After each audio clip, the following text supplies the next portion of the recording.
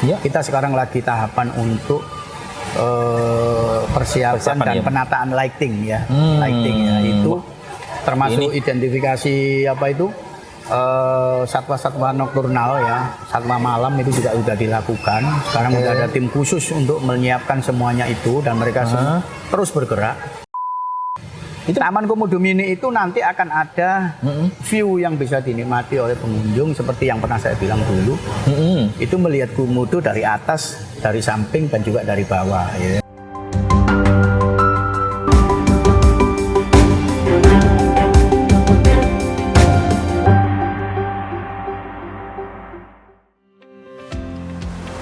Oke, baik, selamat siang para Tribuners. Ya, senang sekali Syafiq Nurani hadir langsung on the spot di Kebun Binatang Surabaya KBS. Nanti kami akan ngobrol panjang lebar, ngobrol santai dengan Direktur Utama KBS Surabaya, perusahaan daerah Taman Satwa Kebun Binatang Surabaya, Bapak Khairul Anwar. Kita ikuti terus langsung nanti ke on the spot-nya.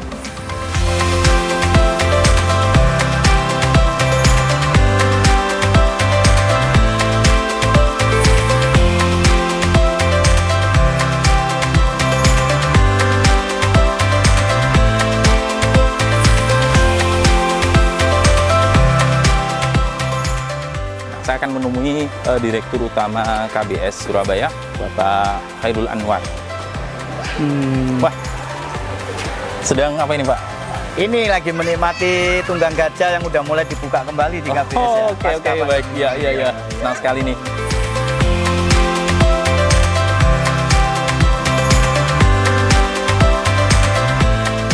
Kita lagi-lagi main ke sini lagi, Pak Khairul. Oh iya. Harus nggak boleh bosan-bosan ke sini. Nggak ada bosannya di KBS. Tadi saya sempat jalan-jalan, suasana tidak hanya teduh, pengunjung juga nyaman betul loh di sini. Nah, Pak Dirut. Ya. Pandemi sudah kita lalui ya. Ya.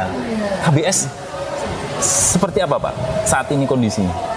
Ya, alhamdulillah ya. Setelah pandemi dan kita juga sudah melakukan banyak konsolidasi ya, baik itu lingkungan, satwa, dan juga kandang-kandangnya itu ya, termasuk infrastruktur supportingnya.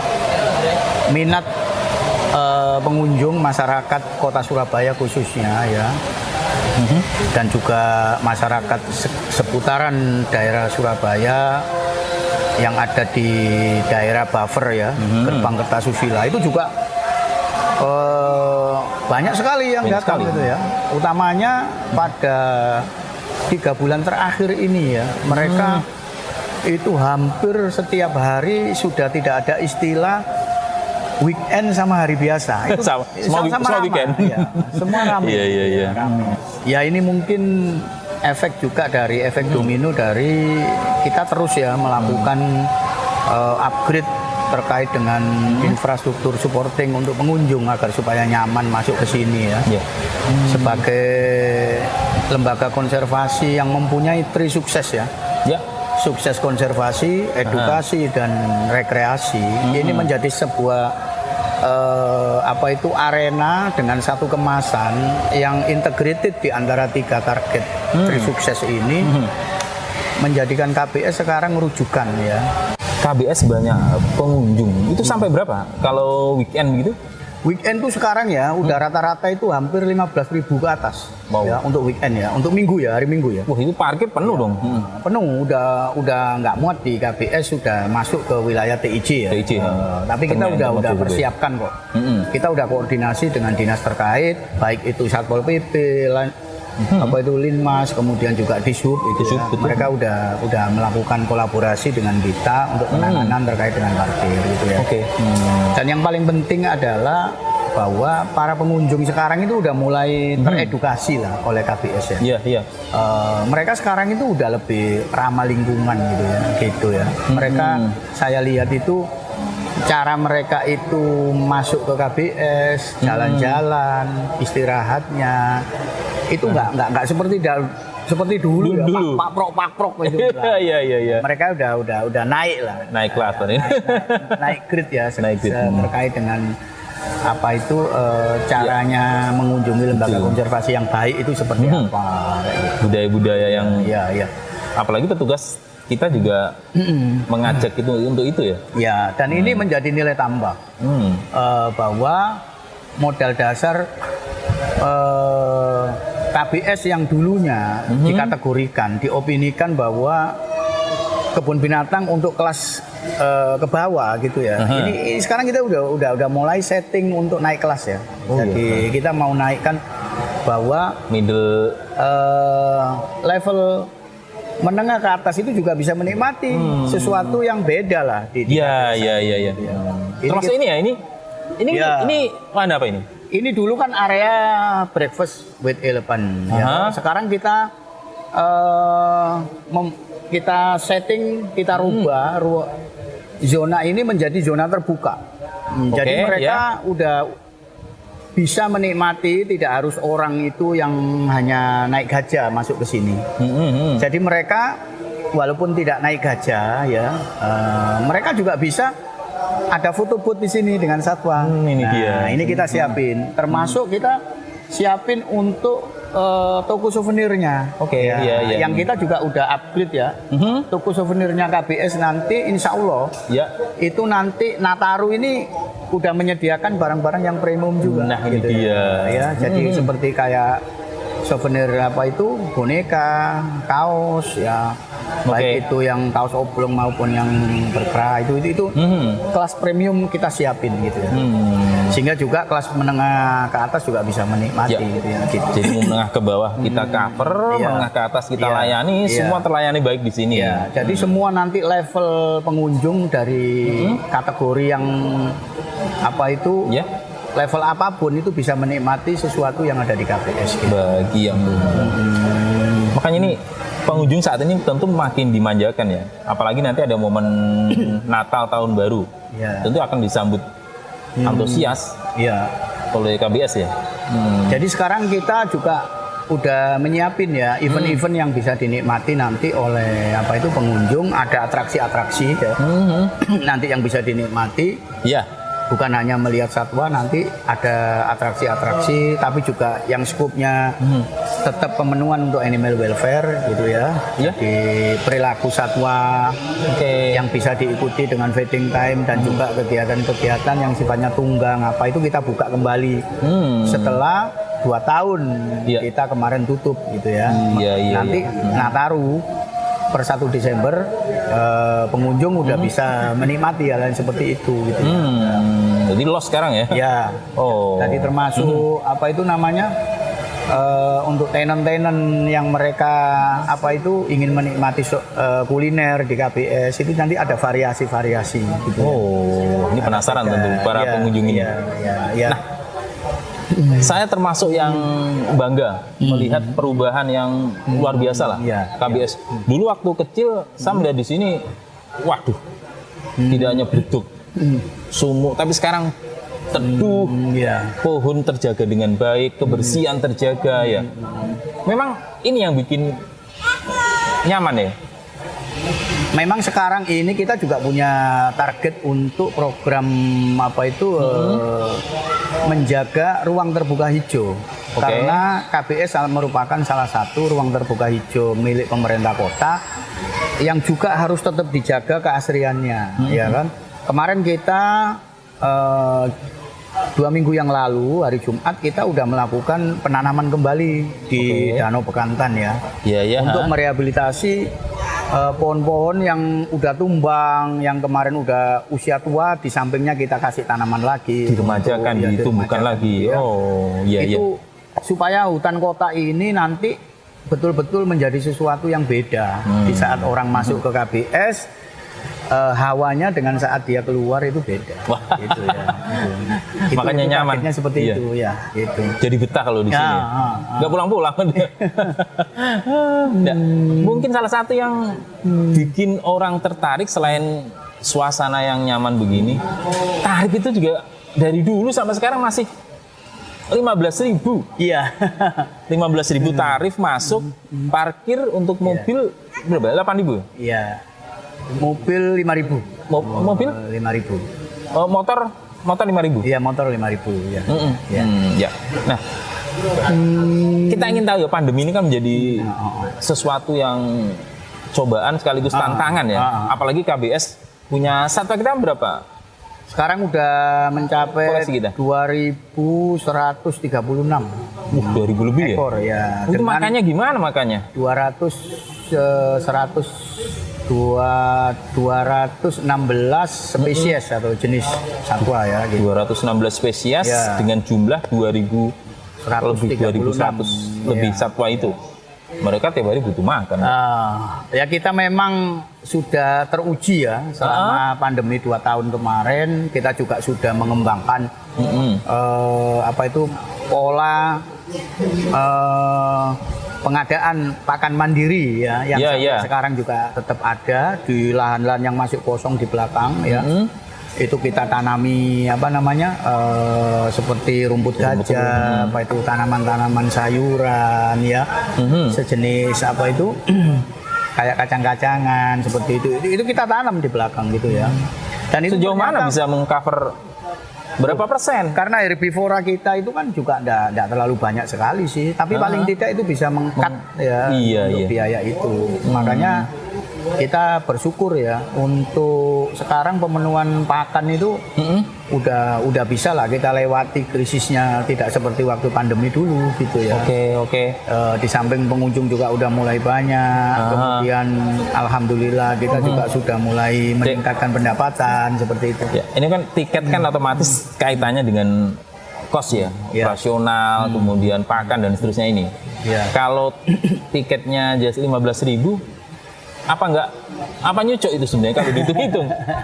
Ya memang kita manajemen harus pandai-pandai ya ngatur substitusi tentang penanganan operasional daripada KBS ini ya. Tapi kita udah mengajukan untuk penyesuaian ya, bukan menaikkan, kita menyesuaikan tentang kondisi ekonomi juga, baik itu terkait dengan inflasi kemudian juga perkembangan harga kayak gitu ya. Kita udah ngajukan. Jadi ada rencana penyesuaian tarif penyesuaian tarif yang sudah kita ajukan kepada wali kota. Kita tunggu aja lah nanti mungkin keputusannya bisa diumumkan tidak terlalu lama lah ya gitu ya. Berarti kalau gitu sekarang diajukan bisa jadi tahun depan berlaku kalau disetujui. Insya Allah ya. Kita mudah-mudahan aja itu bisa direalisasikan sehingga program percepatan pengembangan kebun binatang Surabaya ya untuk menuju modern zoo yang punya nilai heritage yang tinggi dan bisa bersaing di level-level yang lebih tinggi lagi baik nasional maupun internasional. Ini bisa segera terwujud ya. Karena masih banyak sekali desain-desain yang udah kita siapin ya untuk membangun landscape daripada KBS menjadi salah satu wisata destinasi lembaga konservasi. Salah satunya adalah untuk Taman Komodo mini. Itu butuh pembiayaan juga lumayan gitu ya yang harus kita siapkan gitu ya. Termasuk adalah rencana Surabaya Night Zoo yang insya Allah nanti kita trial per 1 Maret ya tahun depan gitu ya.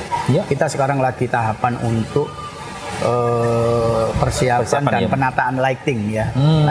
Itu termasuk identifikasi satwa-satwa nokturnal ya, satwa malam itu juga sudah dilakukan. Sekarang sudah ada tim khusus untuk menyiapkan semuanya itu dan mereka terus bergerak. Insya Allah nanti KBS tahun depan itu mudah-mudahan tidak ada halangan, ada sesuatu yang sesuai dengan rencana kita ya. Itu tahun depan akan beda gitu ya, karena masyarakat juga bisa menikmati pada saat malam hari, walaupun itu kita buka nanti insya Allah baru pada weekend ya. Jadi tidak pada hari biasa, masih hari weekend gitu ya. Tapi memang kurang waktu ya, mungkin dari jam 8 sampai jam 17 ya. Karena nanti di sana juga kita juga akan ajak ya pengunjung itu tidak hanya menikmati untuk wisata lembaga konservasinya. Kita udah siapin lah tim food and beverage ya untuk membuat kemasan kafe baru nanti itu ya. Nanti ada istilah nongkrong aja lama di sini. Nanti bisa menikmati seperti KBS pada masa lalu gitu ya. Itulah kita siapin. Tadi disebut soal heritage di kita ya. kita memang punya semacam bangunan yang sekarang masih tertahan, masih aman, masih terjaga dengan baik. Iya, jadi ada beberapa titik bangunan yang merupakan cagar budaya yang itu sudah ditetapkan oleh pemerintah kota, juga dijustifikasi oleh lembaga cagar budaya yang dibentuk oleh pemerintah kota. Itu sekarang kita lagi tata ya, seperti yang ada di bekas kandangnya primata Makoa ya, yang eksis akhir tahun 80-an ya, itu sekarang kita lagi tata sedemikian rupa ya, dengan rencana yang lumayan asik nanti itu ya. Di atasnya itu ya, tapi kita nggak merubah bentuk loh ya. Di atasnya itu nanti akan ada semacam cafe heritage gitu ya, tapi cukup snack ya, tapi bukan makanan berat ya di sana. Terus di bawahnya nanti ada museum satwa kecil. Itu bisa dinikmati. Itu sekarang lagi desainnya udah ini gambaran gitu ya. Surabaya Night Zoo-nya di sini ya. Nanti itu salah satu lintasan. Salah satu lintasan ya. Kalau malam itu sampai jam berapa, Bang? Tengah malam? Enggak, paling maksimal kita sampai jam 9. Jam 9. Ya, tapi bukanya jam 5. Jam 4 jam 5 lah. Kita ini kabar. Ya. Jadi mereka enggak. Jadi show-nya itu kan nanti atraksi satwa malamnya itu kan enggak pada saat mereka masuk langsung menikmati muka. Seperti kan nanti pertunjukannya jam 7. Nah, jam sore-sorenya dia bisa kuliner. Dia bisa ngelihat souvenir kita. Nah, itu kita kenalkan ya, yang kayak gitu-gitu. Wilayah itu UMKM dong digandeng itu. Seperti itu. Dan nanti pada show-nya itu antara jam 7 jam 8 gitu. Tapi itu juga terbatas lah, enggak sampai yang membuat gerakan satwa yang enggak kayak gitu. Terbatas lah. Nanti sudah kalau Taman Mini tadi Taman Komodo Mini. Taman Komodo Mini itu nanti akan ada view yang bisa dinikmati oleh pengunjung seperti yang pernah saya bilang dulu. Itu melihat komodo dari atas, dari samping dan juga dari bawah. Itu juga insya Allah tahun depan sudah dikerjakan. Ya, itu untuk menyambung dari Taman Komodo yang yang dulu direncanakan. Taman Komodo yang di yang di sana itu. Kita ada miniaturnya gitu ya di sini gitu. Kalau dari bawah, nanti pakai kaca nih ya, ada underpassnya nanti ada kaca itu yang bisa menikmati gitu. Wah keren itu. Masuknya cuma 15.000, tapi besok naik. ya mudah-mudahan lah ya. Kalau otomatis nanti bisa menyesuaikan lah. Rennya, artinya tarif nanti juga akan dihitung betul ya. Iya, ya kita udah kemarin kasih rincian ya untuk pelajar mahasiswa mungkin. Masih tetap menjadi perhatian untuk tidak naik yang terlalu tinggi ya, supaya mereka juga sebagai anak bangsa yang bisa tetap menikmati KBS setiap saat dan tidak bingung dengan biaya tinggi gitu ya gitu. Tapi yakin ya itu tidak akan sudah dihitung, tidak akan berdampak serius pada pengurangan pengunjung? Enggak, masih jauh. Jauh ya? Jauh ya. Kita lihat aja Gembira Loka aja udah 40.000. Iya. Solo aja Juruk itu udah 25.000 ke atas. Sebenarnya KPS itu lama sekali ya, dari tahun 2010 ya belum pernah naik gitu ya. Dan nilai keekonomiannya juga udah lewat gitu. Iya betul. Ya. Di era saat ini kemudian orang juga kita tipis aja 2.000. Ya makanya kita tapi ya tetap harus diperhatikan tentang bagaimana destinasi wisata ini juga menjadi milik semua level masyarakat Kota Surabaya. Itu tuh yang harus diperhatikan juga. Ibaratnya kita mau level apapun kita akan layani. Ya, jadi tidak membuat situasi misalnya memberatkan. Itu udah kita perhitungkan. Kita pengunjung saat ini sudah mencapai 18-20 ribu untuk weekend gini. Iya, kita weekend tuh sekarang udah, apalagi yang akhir-akhir tahun seperti ini ya, itu hampir rata-rata udah antara 15.000 sampai dengan 18.000 itu untuk hari Minggu ya, hari weekend itu. Gitu. Ya lumayan lah, naiknya signifikan sekali gitu ya. Gitu. KBS ini kan berada di tengah kota ya. Iya.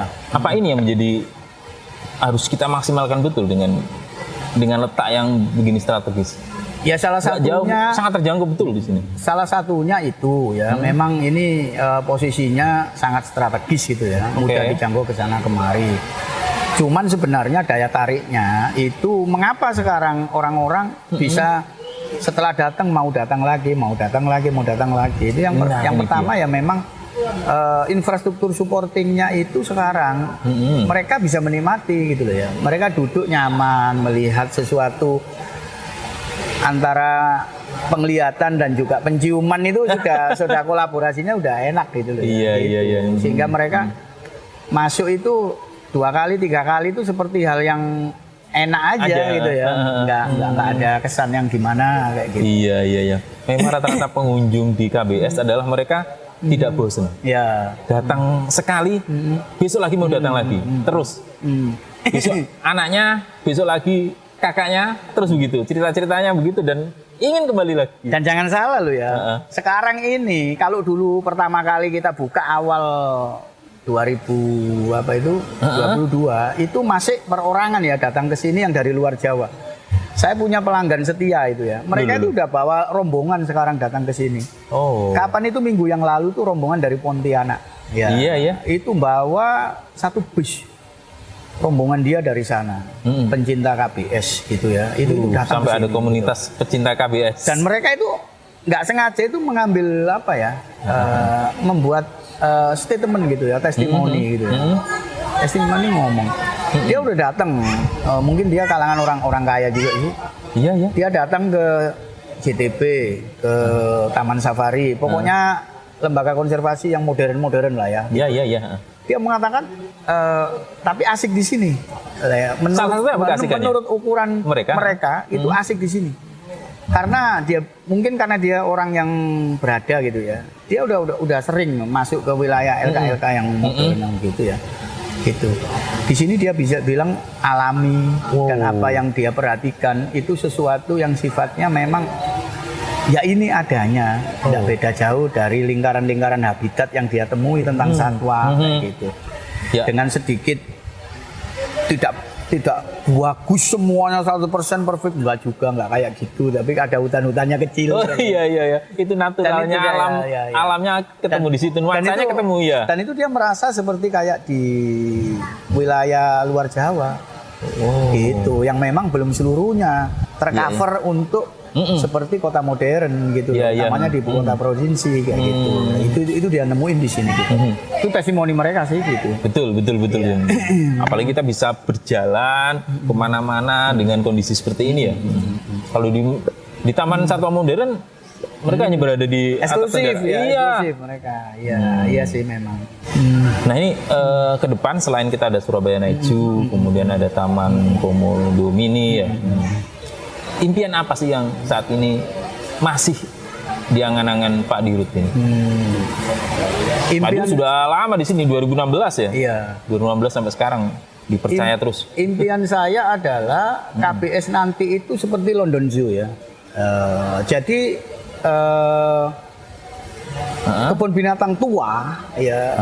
Tapi memberikan inspirasi, semua infrastrukturnya itu semangat muda terus gitu ya. Jadi ada update yang sifatnya itu per zona, itu ada perubahan.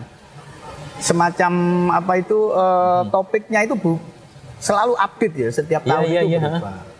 Jadi misalnya nih, contoh nih ya, zona Afrika, isinya adalah satwa-satwa Afrika. Untuk tahun ini kemasannya seperti ini. Nah, dan itu sekarang lagi kita kemas. Lagi kita kemas ya. Kita lagi desain business plan untuk sampai tahun 2024 sampai dengan tahun 34 ya, 10 tahun ke depan, dari tahun 2024 nanti sampai tahun 34 ya. Iya. Jadi desain kita itu nanti orang udah nggak bisa membedakan ya, melihat satwa itu dari bawah tanah, dari horizontal atau dari atas. Karena semua infrastruktur itu sudah ada semua. Jadi seperti apa ya, kayak orang itu masuk ke KBS itu dia udah bisa 1 menit di bawah, 3 menit di atas. Kemudian ada di samping, ada di dalam tanah, kayak gitu. Keren, Ya, makin keren. jadi ada sesuatu yang sifatnya dunia wisata KBS ini sudah bisa dinikmati di seluruh titik zona. Itu cita-cita besar yang ingin kita wujudkan ya. Oke. Dan nantinya otomatis apapun yang kita jualan terkait dengan apakah itu kuliner, kemudian juga atraksi, kemudian juga tentang edukasi dan sekaligus rekreasinya. Itu kemasannya menjadi satu integrated destinasi wisata yang bisa dinikmati dari hulu ke hilir. Nah, itu yang nggak ada Mas Ian. Ya, yang ada sekarang adalah saya perhatikan LK itu masuk di pintu masuk diarahkan, ngikutin alur ya. Arah selanjutnya gitu ya. Itu nggak menginspirasi orang untuk agak berpikir yang sifatnya adalah beda. Iya. Itu karena nggak ada jeda di situ. Sensasi yang didapatkan gitu. nanti ya. Itu aja. Itu kalau orang udah datang 5 kali udah bosen. Saya udah tahu alurnya semua gitu. Tapi kalau KBS nanti nggak kayak gitu. Kalau alur, tapi dari suasana KBS tetap akan didatangi. Iya, utamanya yang harus dijaga itu adalah satu, flora yang besar-besar. Ini tidak boleh dihilangkan. Tanaman-tanaman besar ya. Tanaman yang usia-usia tua itu menjadi aset besar KBS yang tidak akan pernah ada habisnya untuk dieksplor menjadi wisata.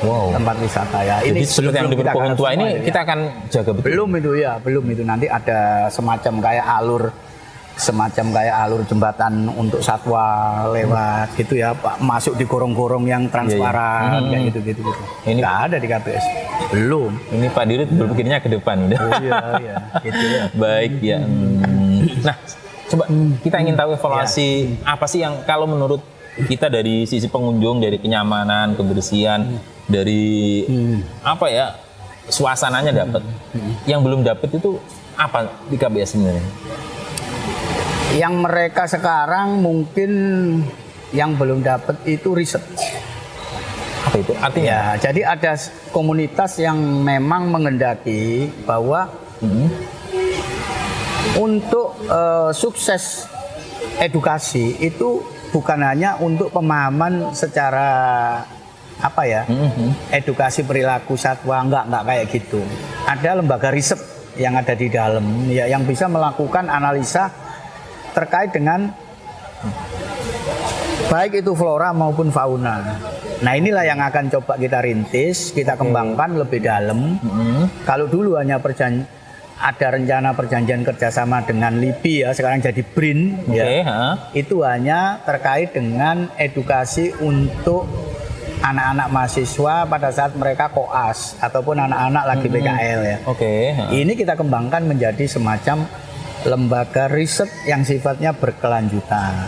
Tapi otomatis kita harus nyiapin untuk infrastrukturnya.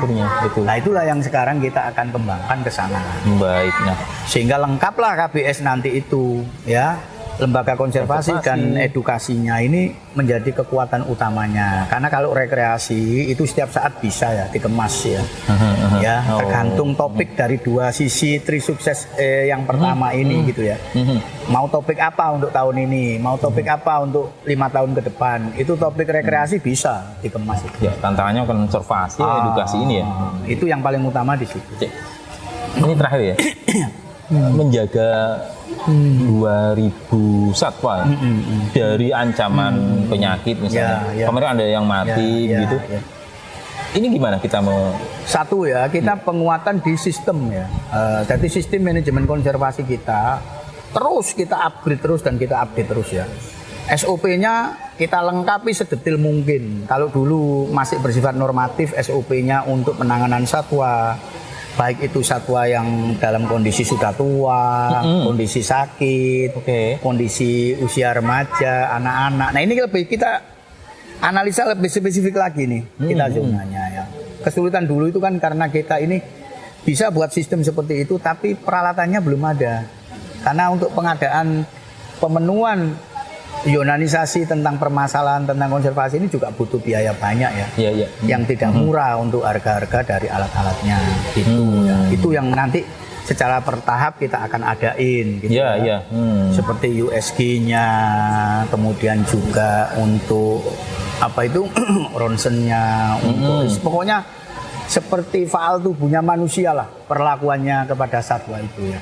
Dan itu sesuatu yang sangat. Ini sudah disiapkan sekarang, sudah. Secara sistem iya. Tapi secara pemenuhan untuk peralatan infrastruktur itu enggak belum, apa itu masih kita upayakan. Masih kita upayakan karena itu juga enggak murah ya, mahal sekali. Tapi secara sistem sudah. Nanti kita bangunkan dulu infrastruktur untuk tempatnya ya, punya lab yang spesifik kayak gitu ya. Kalau dokter itu kita dari mana? Dokter itu kan dari kita kerjasama. Gimana kita memeriksa hewan ini? Kalau dokter ya tetap kita lakukan rekrutmen itu karyawan kita. Karyawan kita ya sekarang ada 10 dokter hewan itu ya. Tapi juga sudah ada komparasi antara yang senior, junior gitu ya. Pengalaman gitu ya. Nah, mereka juga setiap hampir 3 bulan sekali mereka juga upgrade ya untuk kompetensinya ya. Kita datangkan narasumber para ahli terkait dengan konservasi ya, seperti yang banyak dari Australia ya. Kemudian juga ada yang dari Amerika juga ada gitu ya. Gitu. Ini sekarang ada yang dari Australia yang mau audiensi dengan kita.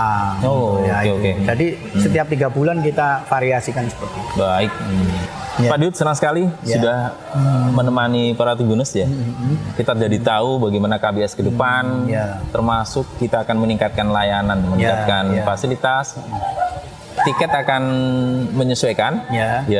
Surabaya Night Zoo menjadi salah satu destinasi yang ditunggu ini mulai tahun depan. Baik, para Tribuners sudah menemani Pak Dirut, para Tribuners senang sekali. Lain waktu kita akan wawancara lagi di on the spot seperti ini. Sangat menyenangkan bersama Direktur Utama PT Taman Satwa. Perusahaan Daerah Taman Satwa Kebun Binatang Surabaya, Bapak Khairul Anwar. Terima kasih. Sehat selalu. Oke, Mas. Thank you ya.